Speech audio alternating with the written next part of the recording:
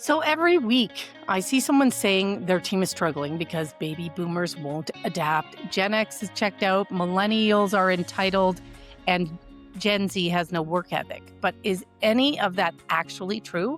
Well, listen up to get some myths busted on generational differences, but also learn some useful tips. That's coming up now. And this is the HR Hub. Keep listening to learn about this topic and all kinds of things related to HR. You can also find me on YouTube. So today, my guest is Cam Marston. Cam is a generational researcher, speaker, and author who has spent decades studying how different age groups work together. He's written 5 books on the subject and is known for challenging common assumptions about generational differences with research-based insights. Hello, Cam. How are you? I'm good, and I'm excited for our conversation. Thank you for inviting me to be a part of it. Well, thank you for coming on. I really am looking forward to this. I really am tired of this, I'm going to write off an entire generation based on some fact that has very, in my mind, poor foundations, but maybe some of it's true. I don't know. So Yeah. I'm looking forward to this. So I dive right in. And so after all the work you've done over the years researching generational differences, what's the most persistent myth you come across? Well, the entitled myth is, I think every generation, and I'm going to go big and bold here and say every generation has looked at the generation younger than itself and said something around kids these days are entitled or lazy or no work ethic. When I'm a Generation Xer and when we entered the workplace, we were called slackers and entitled and have no work ethic. It wasn't true. It was that we prioritized things differently than the generation that was leading the workplace at the time. And we did the job. I mean, we're doing the job now. Lots of leaders. Most of my corporate clients, leaders, are Generation Xers today. And we, as the Xers, looked at the millennials coming behind us and said they'll never match up. The millennials looked at the Gen Z behind us and said they'll never match up. And we always look at the young entrants into the workplace as entitled or lazy or slackers. The truth is they have different priorities and they're all eager to work. They're looking for something different from the outcome of their work. And I would go on to say that I think even Adam and Eve looked at their children and said, you kids these days, you're slackers. When we were your age, all we had was fruit to eat and we didn't have any clothes. You look at you with all these clothes and anyway, I'm being a little bit extreme. So the biggest myth is that the next generation won't hold up. The next generation doesn't have the same work ethic. They do, but they've approached work differently. And another part of our conversation, I hope that we're going to get into, is that they're transitioning into historic responsibilities at older ages. And I hesitate to say this because it kind of offends some people, and that's not the intent. They grow up later. They transition to adulthood later. The earlier you're an adult, your behavior shows up that way in the workplace. The later you're adult also shows up that way in the workplace. So the biggest myth is this transition, this entitled slacker thing. It's not true. Yeah. That thing about growing up earlier or later is, to me, so true and so obvious. Uh, I, and this is a bit personal, but I hosted a Ukrainian couple, very young, but compared to me at that age, like infinitely more mature, Yeah. infinitely more ready to step into adult roles than I was at that age. Yeah. Like it's so apparent to me. Um, but I have so many questions from what you said. But what let's go with what generational assumptions do leaders make most often that is hurting the performance of their teams? I think, well, we could go generation by generation. First, the Okay. Generation Xers were slackers. Not true. Second is that many Generation Xers are distant and remote, and you can see it from their teams, and you can somewhat see that. But it's not a universal thing by any means. We can talk about that. The baby boomer work ethic is a legend that's lived on, and I say somewhat tongue in cheek. We'll never see another work ethic like the baby boomers. We will sit around campfires 200 years from now and sing about baby boomer work ethics as the time gone by. But I had a long conversation with a woman yesterday who was really struggling with her baby boom teammates and their work ethic. There's this attitude of, I've earned the right to no longer have to engage at the same level that I once did. So the myth of the baby boomer work ethic, it has some foundation, but we're finding that it's always had cracks in it, and it continues to do so. Then there's the myth of the millennial social animal. They certainly have a ability and a familiarity with the technologies that create the social component to them, but there are plenty of them that don't fit that profile. And then the last one that we're dealing with is Gen Z, and the lack of desire to work or lack of work ethic. And in fact, we have data here that Gen Z is not only has full-time jobs, but are also maintaining side hustles as a kind of additional revenue, which would completely negate any attitude towards work ethic. They're not only working, they're probably doing a lot more than the rest of us are with the side hustle, which is more passion-oriented than career-oriented. So there's a lot of the stereotypes. And let's face it, stereotypes are easy, they're convenient. We use them as an aid for explaining as individuals' behavior. But upon penetration, they very seldom stand up. We do know, and I'm going on here, that the manager and the leader, the supervisor, the workplace culture can completely, when in place appropriately, negates any sort of stereotype. You find a workplace culture where people enjoy being there and are inspired by their leader, and all the stereotypes fall away. And we get into the commonalities versus the stereotypes that create the differences. People want to be inspired. They want to enjoy their work. They want to have the tools they need to do their job. They want to like their colleagues. All that matters. And it begins to blow up the stereotypes once you find those workplaces where these types of environments exist. So can I recap what I think you just said? You said culture culture trumps generational differences. Always has and always will, yeah. But it's easy for someone who runs a poor culture workplace to blame stereotypes for their problems. We've covered a lot of ground already, but when a client comes to you, and I don't know if they would dare do this to you, but they probably do, and they say Gen Z just doesn't want to work. Yeah, What data do you draw upon to inform your answer? that's a good question. So when someone says to me, Gen Z doesn't work, I begin with saying, well, I don't agree with you, but let's look at how they're different from you. Let's look at how they're different from you and me. And that's where I begin to pull in life stage data. Every one of the major transitions in life that Gen Z is going through today, that you and I have likely been through, are happening to them at older ages. So let's take a 22-year-old Gen Z right now and compare it to me. And I know my story well at 22.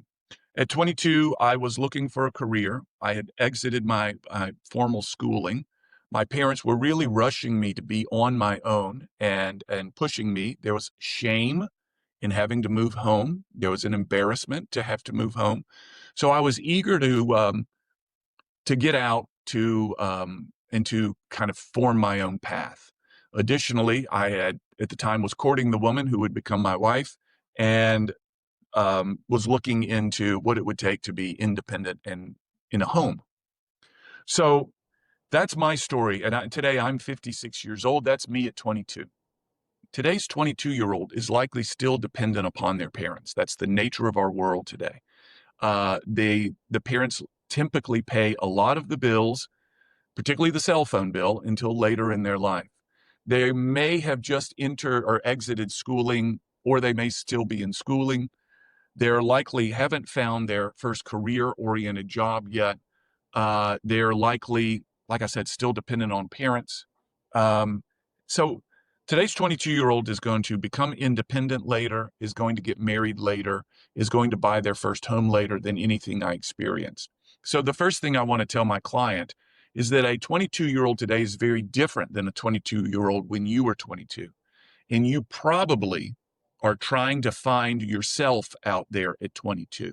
I'm trying to find somebody that reminds me of me at 22. And those people simply don't exist. And it's not that they've chosen it. That's the way the world has been introduced to them. And they don't have any other thing to compare it to. So my very rough calculation is you take the age of somebody that's roughly under the age of 30 today and subtract 5 years, and that's their life stage age. So a 25-year-old today is more equivalent to a 20-year-old when you were that age. A 30-year-old may remind you of a 25-year-old. They're simply transitioning into these life stage, they're transitioning through these life stages at older ages. So you ask someone my age today, what was your ethic at 18? What was your work ethic at 18? And they say, oh gosh, it's bulletproof and beer is food at 18. Yeah, okay. Well, that's kind of what you're dealing with, and it's not their fault. It's no one's fault. That's the way to understand the problem, the challenge that you're facing. And now that you understand that, maybe you can manage and recruit and retain and inspire differently. It's a very long answer, but when they say Yeah. the Gen Z won't work, I say, let's look at them differently. And then let's build the workforce that someone at that life stage age may want. Yeah. Um, I can imagine that some people are thinking that there's something wrong with them for that 5-year difference in life stages. Every That society, like that's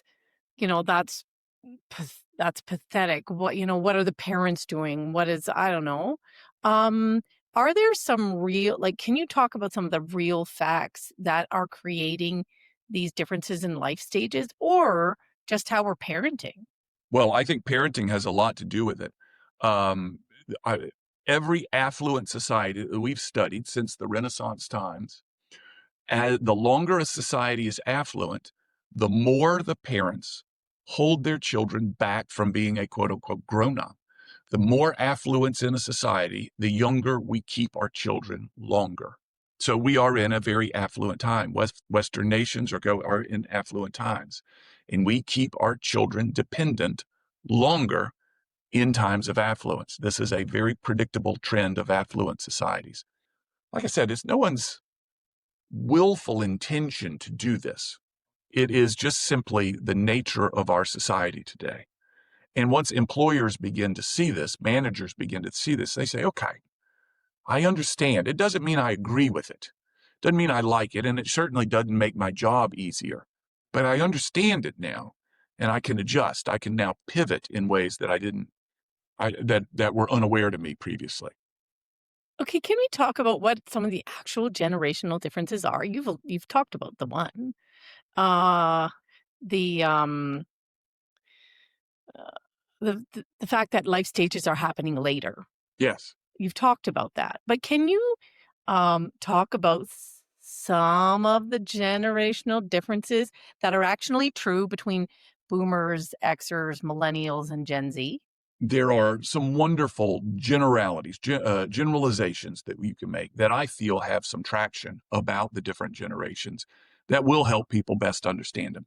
And we'll go senior to junior. We'll start with the baby boom generation, a very collaborative, team-oriented generation. And it comes from their youth. It comes from a lot of the experiences they had coming of age.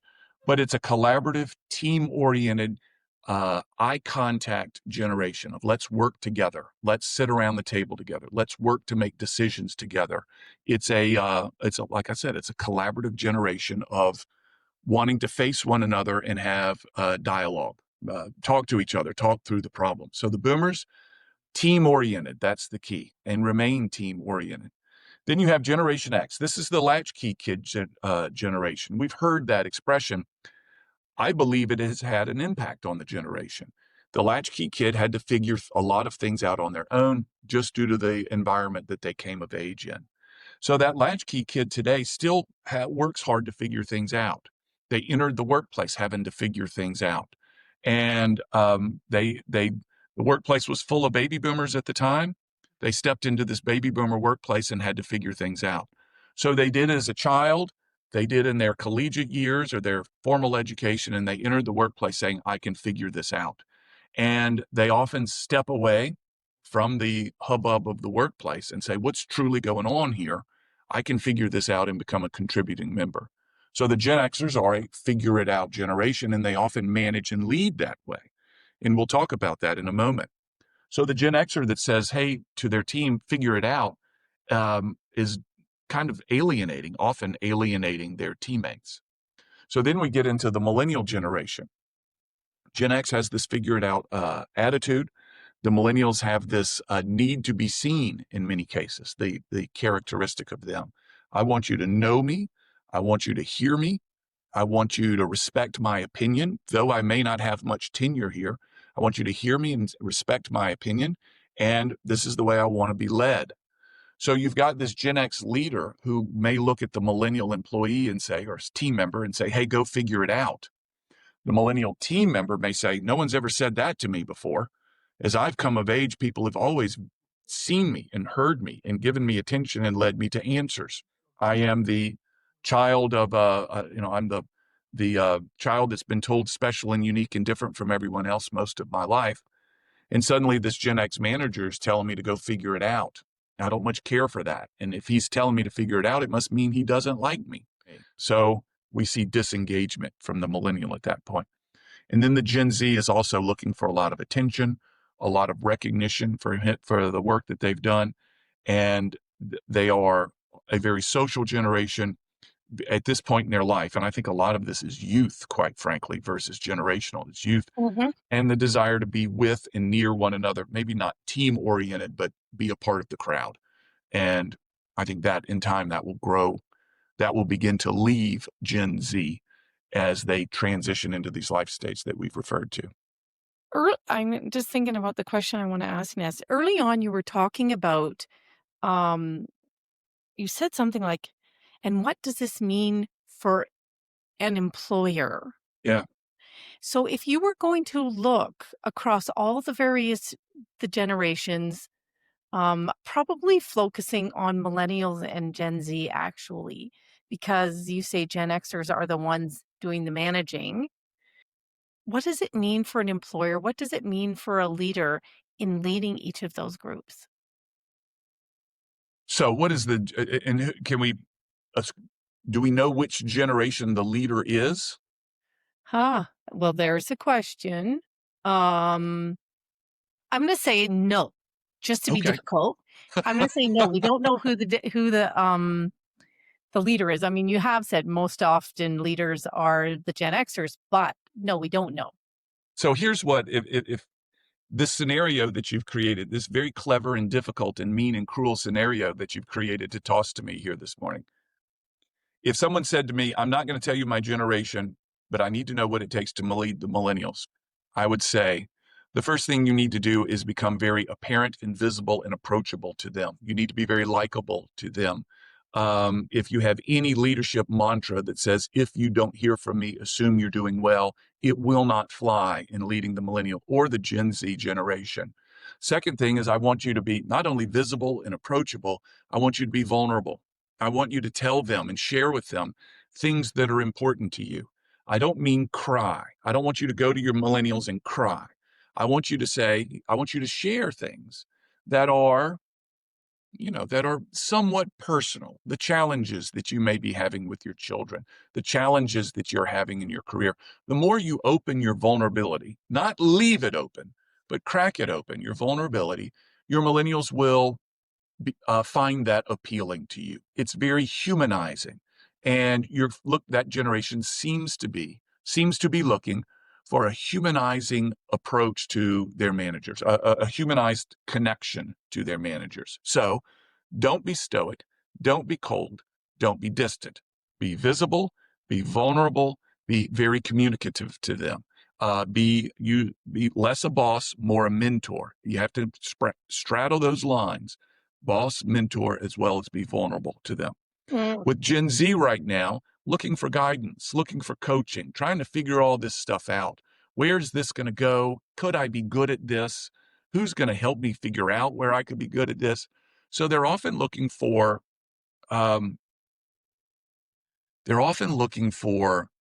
affirmation at this point in their life. So I'm going to take a detour here, and please wave your hand if I've stopped answering this question. When you hit a certain life stage, and I'm in this life stage, let's say over 45, maybe even earlier, You learn from your mistakes.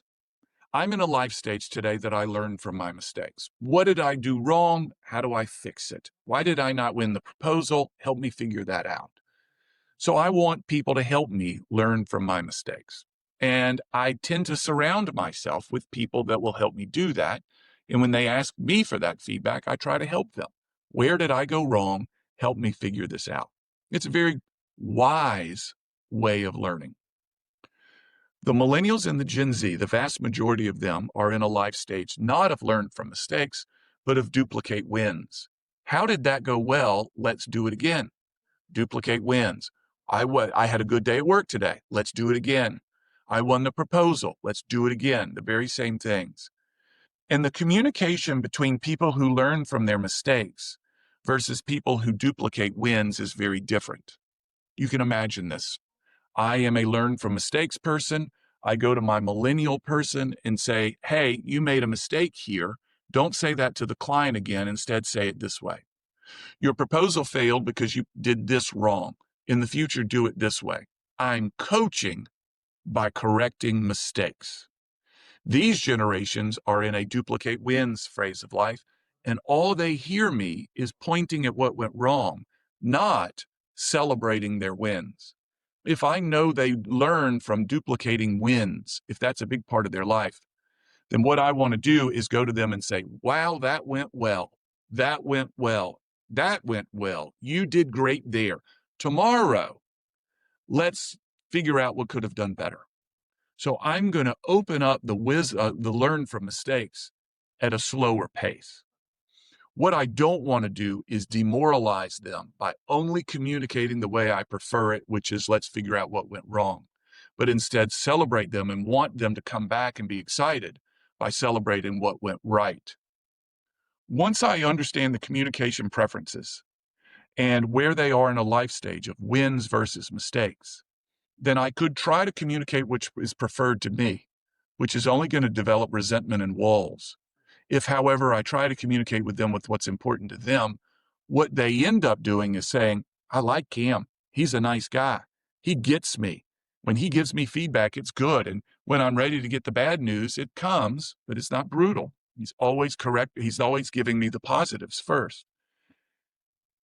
When we don't do this, when I give feedback only negative, and I see this millennial or Gen Z wilt, their tone changes, their body language change, their expressions on their face change.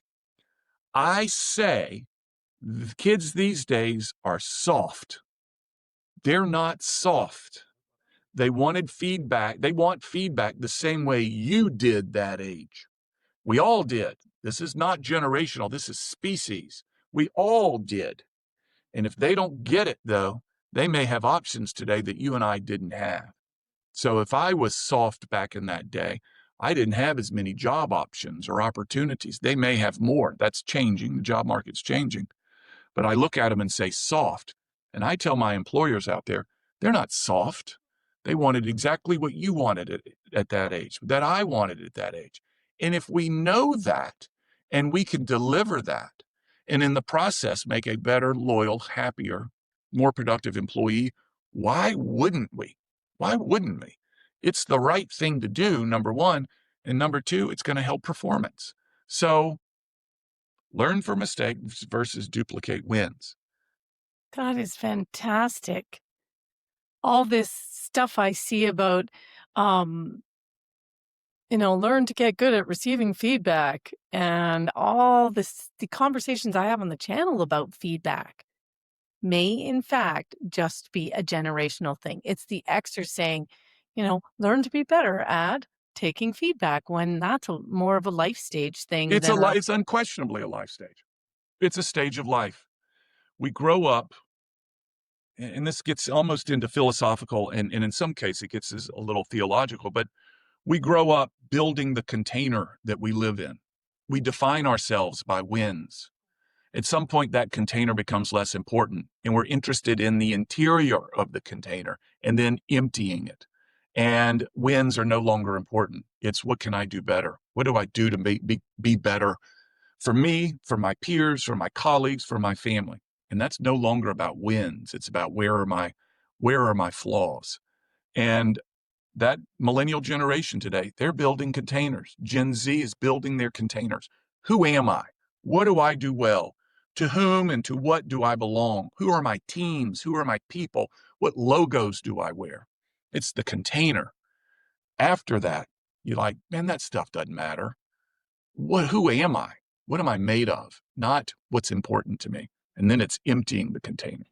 So it's a life stage thing. And my hunch is that people have been this way for tens of thousands of years. The older you get, the less you're interested in the container and more you're interested in the contents. And here is the contents. Here is the container. I'm here. My millennials and Gen Z are here.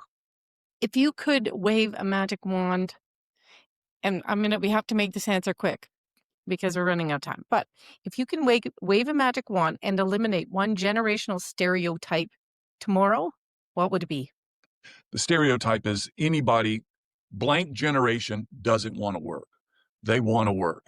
They want to feel appreciated for their work, and they want to work for somebody who inspires them, period. It's not that they don't want to work. Perhaps the better question is, why are you such a poor leader? What do you need to do to change your leadership skills? What do you need to do to change your communication skills to draw that out of them? And it doesn't mean they're going to work 80 hours a week. No one's going to do that anymore. The baby boom generation is gone. They want to feel rewarded and inspired and recognized and seen for the work they do. How can you create that? Damn. Okay. All right. So where could people learn? Well, okay. If someone wants to learn more about all the things you know, because it is fascinating, what do you suggest? And also, where can they find you? CamMarston.com is my website, and we have very high-level overviews of everything we've talked about here today. I've got a podcast called What's Working with Cam Marston that historically has interviewed business leaders about the trends shaping their workplace, and I get a lot of my content from speaking to these leaders. A lot of these kind of philosophical and theoretical or theological thoughts can be found in the second podcast called Keeping It Real. They're commentaries I write for public radio station here in Alabama. And then the 5 books I've written. The challenge in writing a book about the generations is it can be outdated fairly quickly, because if I write as the millennials are in their 20s, they're obviously no longer in their 20s. So I urge caution for people of getting into those books, because some of them, frankly, need big, bold updates, but that's hard, and I avoid hard. And then last thing we do a very in-depth 2.5-day program for leaders on how to better lead and manage and understand and communicate in a generationally diverse workplace. They can learn about that in the on the website too. It's a deep dive into everything we've talked about today. Well, thanks, Cam. That was so fantastic. I am thinking about that part of the conversation where we talked about feedback, and I hear about feedback so much on the channel, but maybe receptiveness to feedback actually is a life stage, and that just a little bit blew my mind, and I love that. But that's all the time we have now. So thanks for listening out there. We'll catch you next time when I talk with another fantastic guest.